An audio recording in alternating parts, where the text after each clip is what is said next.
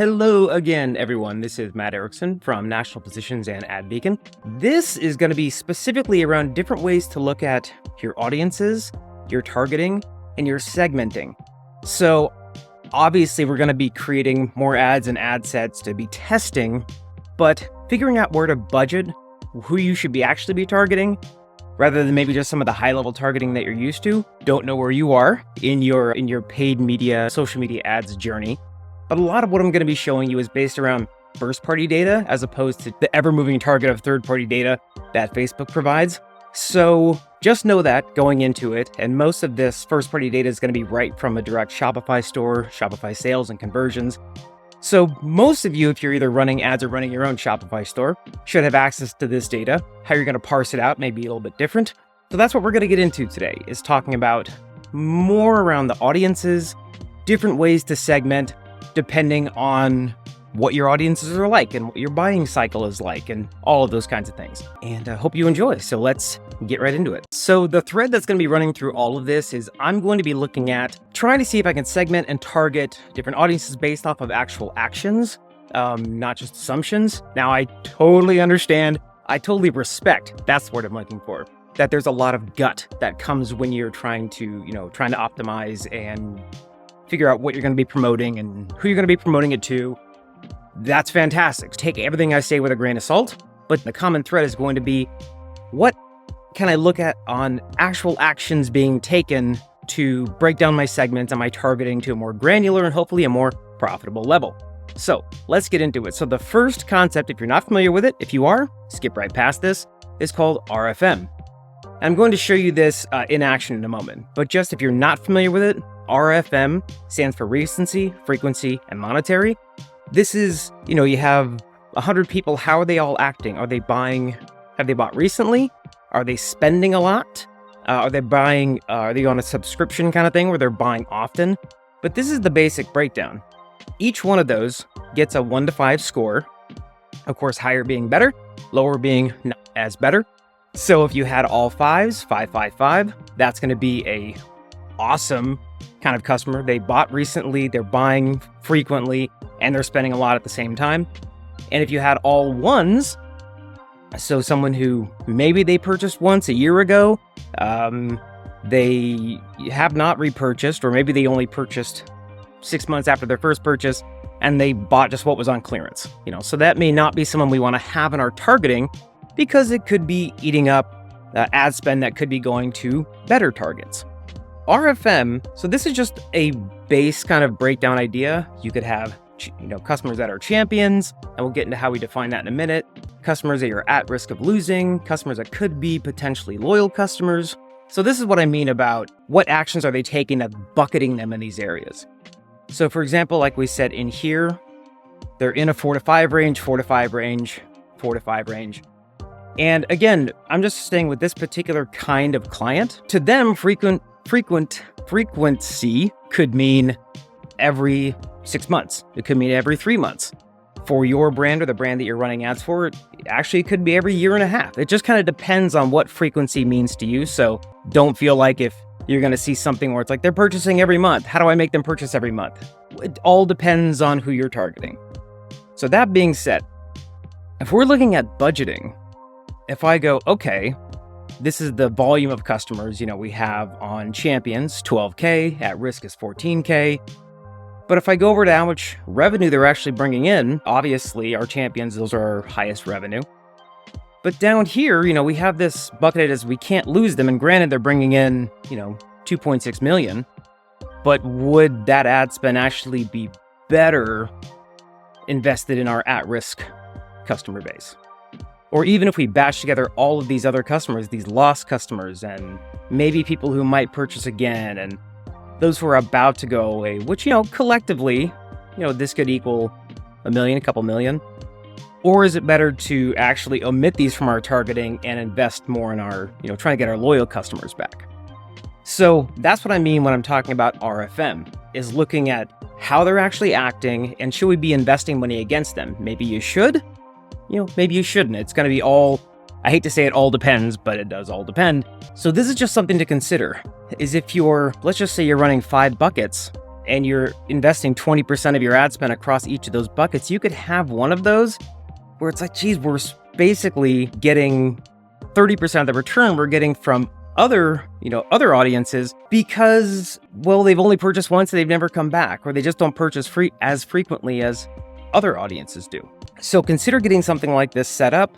You can do this in AdBeacon, you can customize it, but I'm sure you can do it in other ways. How often are they purchasing? How recently have they purchased? And how much money are they spending? Now, just so you don't think I'm leaving you hanging here, there are other ways to segment this. For example, we have a whole segment, clients that they accept SMS and they have an average order value of over $100. I mean, this is getting pretty specific.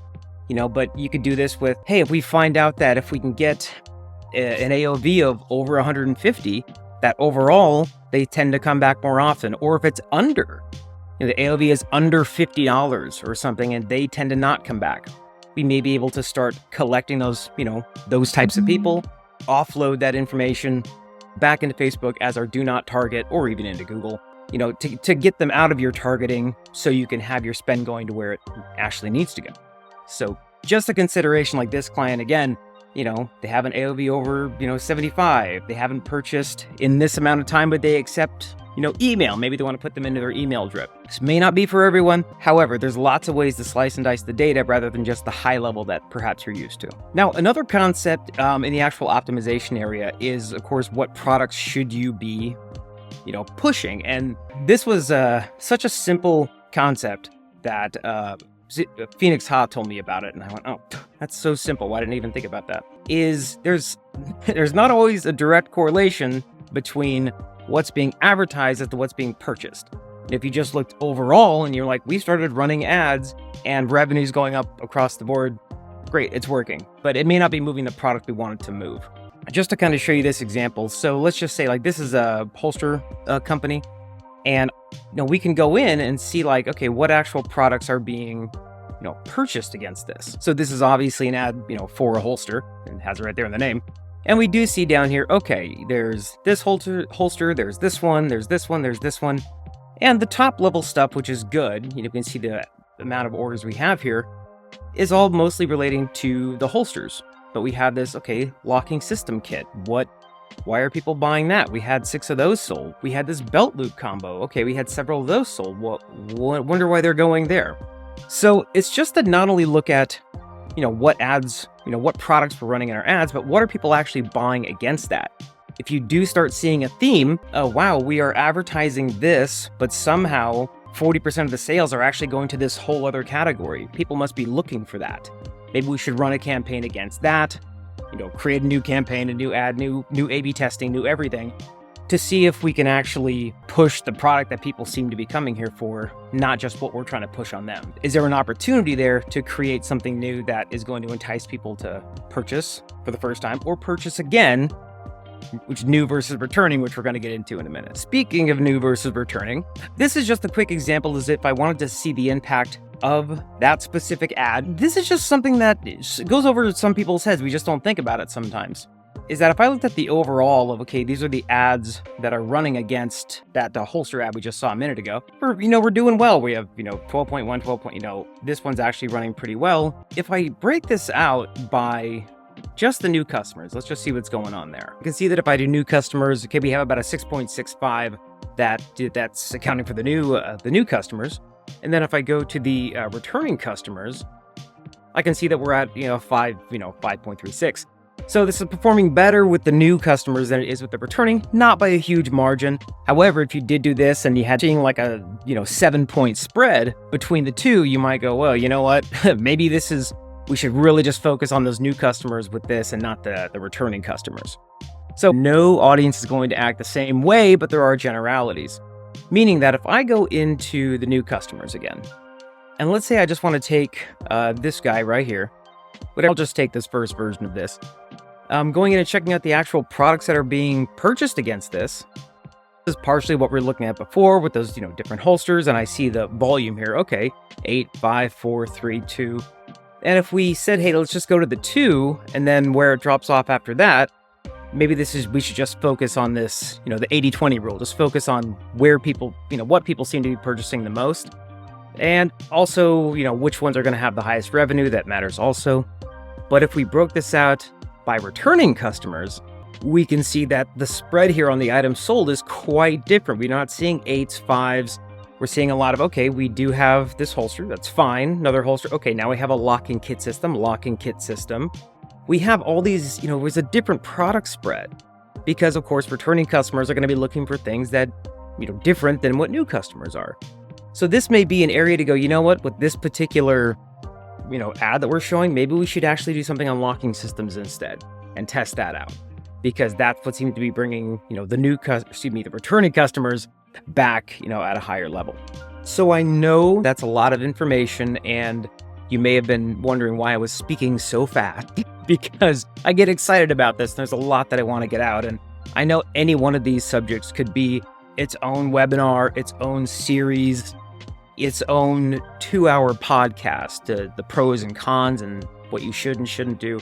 But I just wanted to put those nuggets in your head to maybe take 1 or 2 of these ideas, see where you can apply it, and see how it works for you. But hope you enjoyed. And if you have any questions, put it in the comment, DM me. And for those who've seen my previous videos, I will be doing some more AI image creative content coming up soon. So have a wonderful weekend, whenever you're watching this, and we'll talk to you next time. Bye.